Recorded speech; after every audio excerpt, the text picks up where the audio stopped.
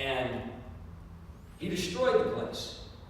And now the place kind of rebounded a bit. At the time of Paul, we find it's again a very populated city. And it's it's engaging in trade and such. But in the 13th century, it was destroyed by the Muslims who took it from the Crusaders. And after that, the town was left pretty much in ruins, and even to today, it has just nothing but a poor population in very poor housing, and it consists, according to the things information I have, of Persian schismatics, people who broke away from the Persian Empire, and Arab Christians that live there. But they live there not in the luxury and pizzazz that city originally possessed, but in great poverty. When cities like that was kind of like, Detroit at one point was a big, booming powerhouse of a city. And not so much today. In fact, there's a lot of real estate in Detroit. If you've got the money, boy, you can buy a lot of it. But that's what happened to Tyre. And that's what he says there. I will send a fire on the wall of Tyrus, which shall devour the palaces thereof. It ceased to be a functioning individual nation. It was done. It was over at that point. And then he turns his attention in verses 11 and 12 to Edom. Interesting how God comes around, Edom, the one that was buying the Jewish slaves. And thus saith the Lord, for 3 transgressions of Edom, and for 4, I will not turn away the punishment thereof, because he did pursue his brother with the sword, and did cast off all pity, and his anger did tear perpetually, and he kept his wrath forever. Listen, Esau knew about the God of Abraham, Isaac, and Jacob. Esau was not ignorant, and his children were not entirely ignorant, and they lived in close proximity to Israel on their southern border for a long, long time, long enough should have recognized that, the God of Israel was the God of our forefathers too. Isaac and Abraham. And there should have been a connection to that God. And instead, apparently, they threw that off, and they began to have this hatred for the Jews and for the way that God had blessed them. If you ever wonder why some of the parts of the world hate the United States, it's because God's blessed us. And they say, we want that. We should have had that. That should be ours. In fact, we've got people right now that are trying to figure out some way to get us to pay reparations for polluting the world and doing all this other stuff to them, who really haven't done much of nothing with their own country, and but we should somehow or other, subsidize their failure. Here, the Edomites, notice what God is upset with them with. He pursued his brother with the sword and did cast off all pity. God hates that pitiless treatment of other people. And I know that, it's political, but it's a reality. You think God hasn't taken notice of the fact that when the Russians take Ukrainian soldiers prisoner, that sometimes they put them to death right then and there? Think that's escaped his notice? Now, maybe the world isn't taking real good notes on that. God is. And by the way, with the way the information world is, with these cell phones and everything else that people have, a lot of times some of those crimes, of course, unfortunately, some of those crimes the Russians publish themselves. War crimes. And it's just as much a crime in time of war as it is in time of peace to be like that. Pitiless. And not showing any remorse for it. In fact, actually rejoicing in the fact that you did those kinds of things.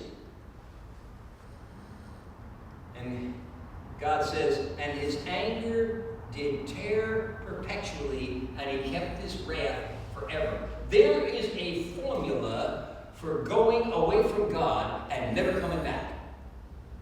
get mad, get angry, and hang on to that anger because, yes, it's justified. Why do the Palestinians hate the Jews so much? It's right here. They've got an anger and a frustration, and they're going to hang on to it until the day they die. They hate those people. And anybody that thinks they're going to go in there and all of a sudden, you know, whether I know our current president thinks that somehow or other he's going to make peace over there. Listen. There's no peace, saith my God, to the wicked. Amen.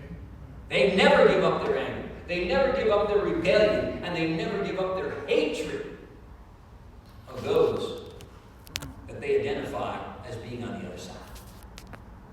Nothing that Israel can do, nothing the United States can do, nothing that Russia can do or China or any of those other countries can do to try to get rid of the hatred that those people feel at a very gut level for those other people that live just a few miles away. And that's what Edom was doing. And God says, for 3 transgressions and for what? 4. You've got yours coming. And so the judgment of God begins to fall.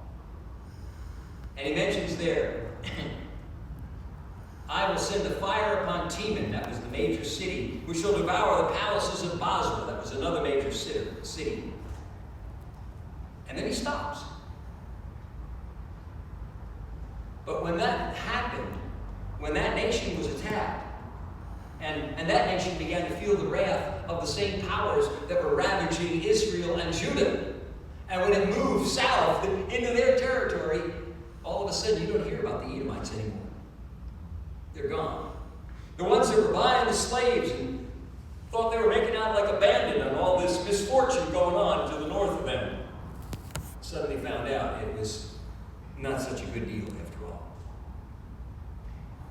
And God has a way of bringing justice home to bear.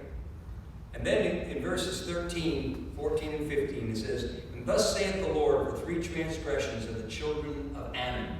Who are the children of Ammon? Well, you got to go back there in Genesis to the story of Lot.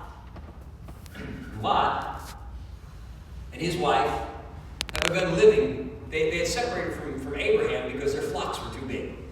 They were both too wealthy to stay in the same place. And so Abraham let Lot take his pick where he wanted to go. And Lot looked down there on those beautiful, green, lush plains around the cities of Sodom and Gomorrah and the other 3 smaller cities that we always have trouble remembering, except for Zoar. And he decided, I'm going to move down there because, man, we're going to be really good down there. And what Lot forgot was, why was Abraham doing so well? Why was Abraham successful? What? Because he was a cattle genius? No. Abraham was successful because God blessed his work. And we need to remember that. It's not our skills. It's not our talents that bring success. In fact, get a little careful when you begin to hear some of these people praising how capitalism just unleashes all the good things. No. It's God. Yeah. When people work according to His principles and His way, God can pour out blessings above and beyond what you thought you were going to get. Yeah. The Pilgrims who were starving to death their first winter up there in Massachusetts, by the following fall, they had an abundant harvest and plenty of food, and they celebrated the first Thanksgiving. And by the way, they celebrated it with the Indians. Because they recognized that without the help of the Indians, man, if the Indians had been hostile, that Massachusetts Bay Colony would have been gone. They all happened to have a born-again Indian working with them that helped make peace with the natives. That always helps. But here is that same principle. God had blessed Abraham. Lot missed it. And so Lot goes down